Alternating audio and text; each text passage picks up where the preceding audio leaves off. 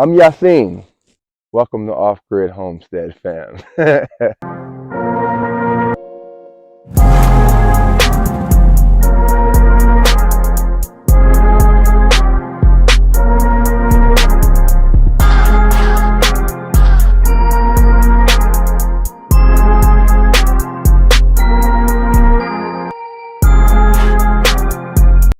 My wife been wanting to go off grid was something that felt really natural to me. It kind of was. I was kind of prepared for it because I used to see her vision boards. So if you guys don't know what a vision board is, it's kind of like, it's literally like a poster with different, you know, different things. Like she had a Kangal dog on there. She had Earthship house. She had mules, horses, like, things like that. And basically, I kind of knew that once we had the opportunity that we were going to take full advantage of it.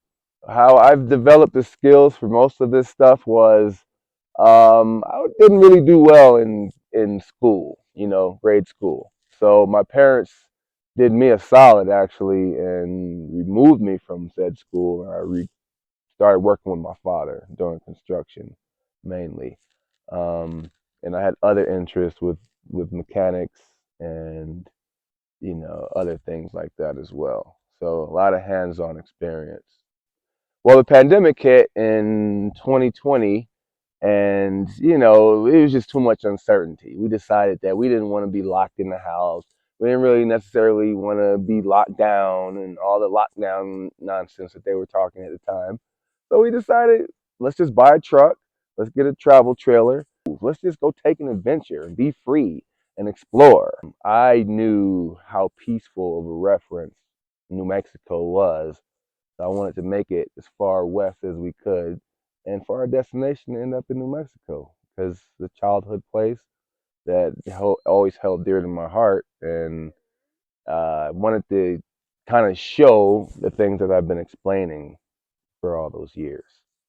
It worked out for us because not only was our 9-year-old son able to see a reference of the world other than the big city.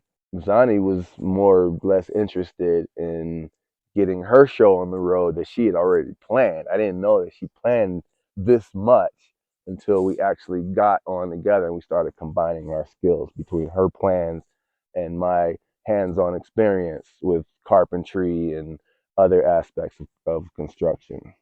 So we did a dispersed camp on some land that, we rented for like $15 per night or something. And basically, we were just trying it out to see if we can do it on our own. And at the time, I was dipping and dabbing in like the solar energy and finding out about battery banks and, just learning the basics.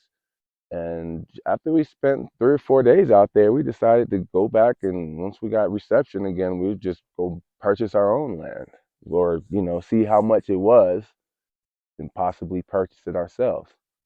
And once we saw that it was affordable, we went ahead and decided that we were just going to buy some land and we were going to go back to Atlanta and sell our house.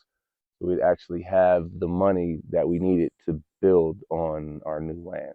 When we bought this land, there was absolutely nothing here. All it was what you see right here. This is sagebrush. It's very aromatic. It has a really good smell. It's a shrub. Not the best looking plant, but you kind of appreciate it more that you're here. You kind of feel like you are part of what was already here. Okay, so this is not like your Albuquerque desert. This is more of the high desert. We're at the base of the Rockies. Say, for instance, I mean, even, our dirt here, it's not sand. It's actual, you can grow in this, So it's dry, don't get me wrong, but we still get a large accumulation of water, snow, rain. So it's a very interesting place. We're surrounded by mountains. We're kind of on the top, but it's more of a step to the Rockies. It takes years to build a homestead that's Pinterest ready. or, that's aesthetically pleasing for people who are viewing that maybe have never even been to a place like this and have never left the grid or the city. So it's going to take a while for things to look beautiful and, finished. And the home that we eventually want to live in is not even built yet. Let me give you guys a small tour of what we've been doing here in the past 3 years. We live in a 40-foot destination travel trailer with 2 bedrooms, a full bathroom, and a full regular-sized kitchen. We got tired of wearing our dirty boots into the RV, so Yassine built a whole mudroom that is now attached to the RV. It gives us extra space, extra storage, and it has by far increased our quality of life. Continuously tracking mud into the house was a complete nightmare, and we had to have a solution. The mudroom also gave us a place to put our wood stove that warms the entire house. Here's our wood storage inside. Our electricity is supplied by the sun. We have 18 solar panels that are mounted on our carport. New Mexico gets a lot of sunshine, so we do pretty well with our solar. This is our well house/solar shed that houses all of our important equipment. Our battery bank consists of 16 flooded deep cycle lead acid batteries. Here we have our inverter, charge controller, and all of our breakers. Our inverter changes AC to DC power. Our charge controller ensures a consistent flow of energy. We have breakers for various zones of power. Yassine is currently building a separate backup solar system that will automatically switch on when our main battery bank runs low. This battery charger can be used to help boost the charge on cloudy days.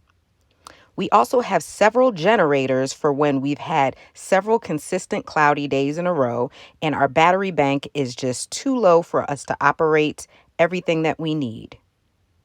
This is our 350-foot well that has a submersible pump.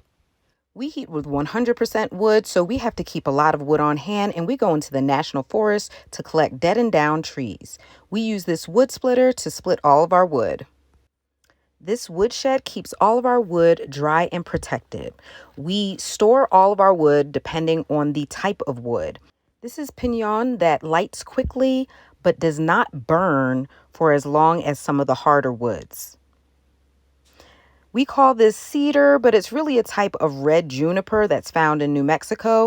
This is like the in-between wood that smells really good. This is oak. Oak has the highest BTUs, so it burns the hottest and the longest, and it is wonderful.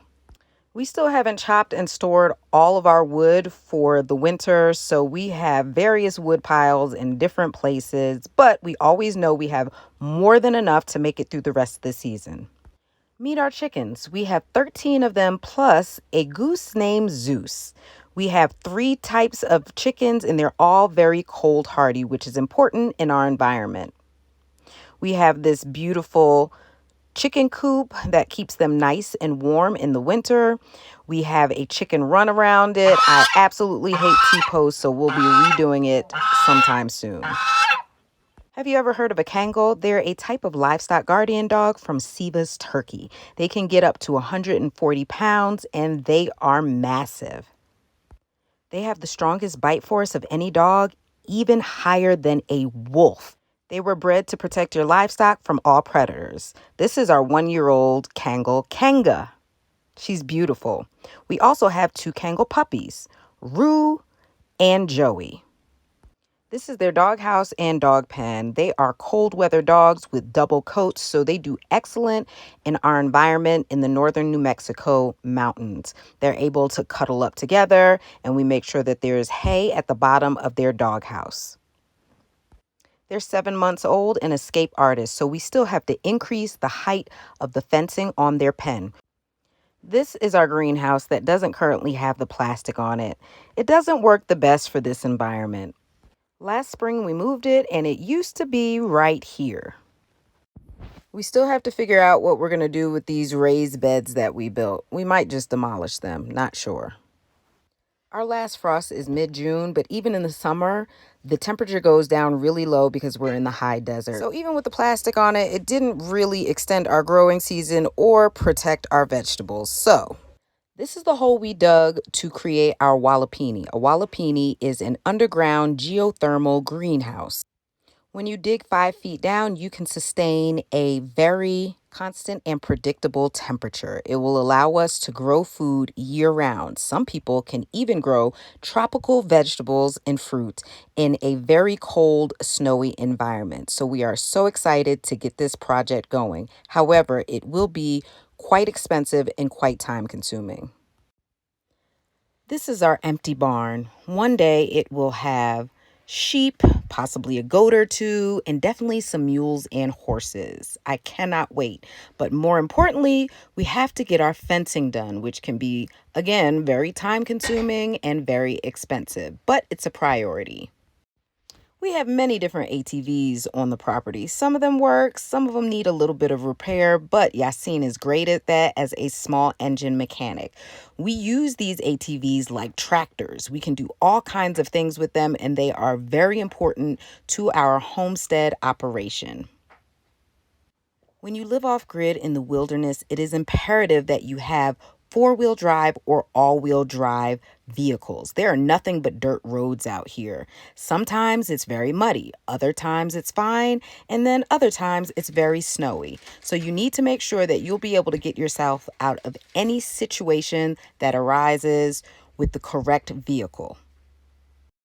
So this is what we've been doing for the last 3 years. We have lots and lots of projects that we still have to continue, and we want to share it with you guys. So stay tuned, follow, subscribe, and share these videos. We appreciate you guys. Until next time.